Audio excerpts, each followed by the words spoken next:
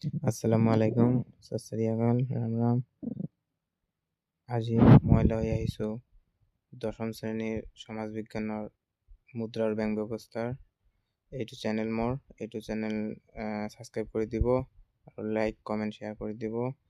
ইয়াতে টেলিগ্ৰাম চেনেলটো দিয়া আছে, ইউটিউব চেনেলৰ নামটো দিয়া আছে। আজি ষ্টাৰ্ট কৰিছোঁ মুদ্ৰাৰ বেংক ব্যৱস্থা। বিনিময় প্ৰথা কি, মুদ্ৰা কি, মুদ্ৰা এইটো কাৰ্যক্ৰমক কি কি উল্লেখ কৰা, অভিহিত মুদ্ৰা এইটো উদাহৰণ দিয়া, প্ৰতিনিধিত্বমূলক কাগজীয় মুদ্ৰা কি, এইবিলাক ইম্পৰ্টেণ্ট কুৱেশ্যন প্ৰতিবাৰে আহি আছে।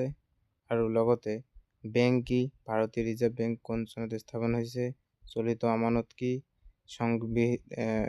সংগতিবিহীন অভাৱে বিনিময় প্ৰথা কিদৰে সমস্যাবোৰ সৃষ্টি কৰিছে, এনেকুৱা ধৰণৰ কুৱেশ্যন লৈ অহা হৈছে।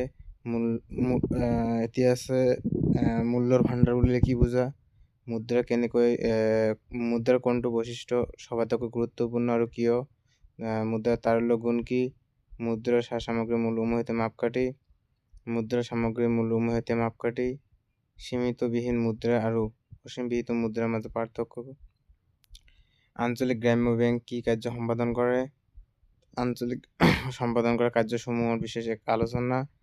গতিকে আজি এইসমূহ কুৱেশ্যন লৈ অহা হৈছে তোমালোকৰ মাজত ইম্পৰ্টেণ্ট। যিসকল আহি আছে চেনেলটো লাইক কমেণ্ট শ্বেয়াৰ কৰি দিব।